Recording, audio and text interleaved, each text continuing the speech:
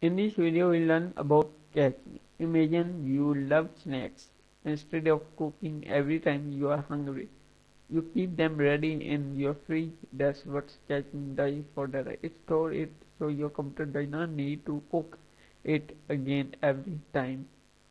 Your brain acts like your fridge shelf, keeping frequently used items like images and styles ready. Next time you visit the same website, it just grabs them from its next shelf instead of asking the server again.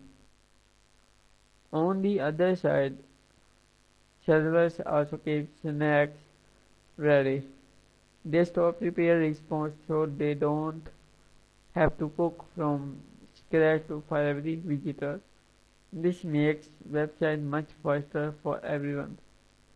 Whether it's your fridge or a server, keeping snacks ready means you get what you want faster. In tech, catching saves time, reduce work and keeps you happy.